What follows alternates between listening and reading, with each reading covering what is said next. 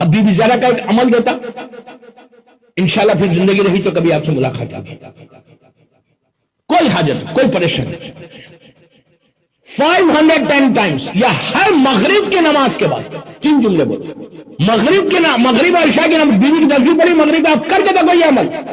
یہ ہمارے بڑے بڑے مرجع اور مجتہدین کرتے ہوئے میں نے دیکھا۔ جب کوئی پرابلم، آغا بہجت بڑا خاص ان کا یہ عمل ہے، آغا وحید خراسانی کا خاص یہ عمل ہے، یہ وہ عمل ہے کہ شہزادی کے سے تمہارا ایک رشتہ بنتا ہے، اس لیے کہ اللہ کی بارگاہ میں سب سے بڑا واسطہ مادر حسنین کا، بیوی سے بڑا کوئی واسطہ نہیں،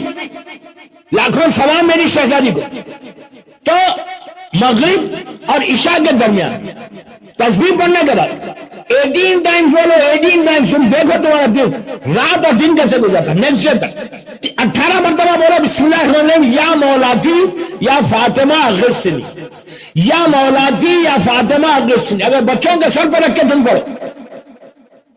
کہ میرا بچہ بیوی، میرے بچے کو صراط مستقیم پہ رکھو، علی کے شیعہ رکھو، بچوں کے سر پہ 9 مرتبہ پڑھو سلوات کے ساتھ، اللہم صلی علی محمد وعلی محمد وعجل فرجہم یا مولاتی یا فاطمہ اغثنی۔ اس کا مطلب ہے کہ میری شہزادی، میری بیوی فاطمہ میری مدد کو، یا مولاتی یا فاطمہ اغثنی، تین جملے۔ آغا وحید خراسانی اللہ ان کو سلامت رکھے، اللہ آغا بہجت کے درجات کو بلند کرے، اتنی بڑی پرسنالٹیز، صحیح معنی میں آزادات، صحیح معنی میں مولا کے چاہنے والے، ان لوگ یہ عمل کرتے ہوئے کہ کبھی کوئی مصیبت، اور یہ مغرب کی نماز، اور یہی عمل تم اگر 2 رکعت حاجت کی نماز بیوی سے پڑھو کہ نماز پڑھتا ہوں 2 رکعت، یا نماز پڑھتی ہوں 2 رکعت حاجت کی مادر حسنین سے قربتاً اللہ، بالکل فجر کی نماز کی طرح پڑھو۔ بچے ایگزام سے پہلے پڑھ سکتے ہیں، انٹرویو سے پہلے پڑھ سکتے ہیں، امیگریشن کا پرابلم ہے اس سے پہلے پڑھ سکتے ہیں، آپ کنٹینیو پڑھو 9 دن تک، امیگریشن کے تمہارے پرابلم سالو ہوں گے، کوئی بیمار ہے اس کے لیے پڑھ سکتے ہیں، اینی حاجت کے لیے، یا 2 رکعت حاجت کی مادر حسنین سے نماز پڑھو،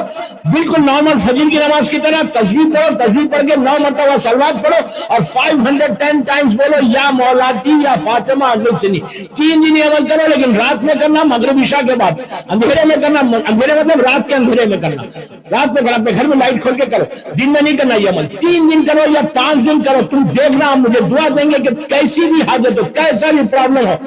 لیکن وہی بات میں بار بار میں ایک جملہ بولتا کہ زبان پاک ہونی چاہیے، حلال رزق ہونی چاہیے، اگر یہ چیزیں ہیں تو تمہاری دعا اسی وقت قبول ہو، اس لیے کہ فاطمہ سے بڑا اللہ کی بارگاہ میں کوئی واسطہ نہیں، شہزادی کو کوئی پکارے تو شہزادی کی مدد لازم۔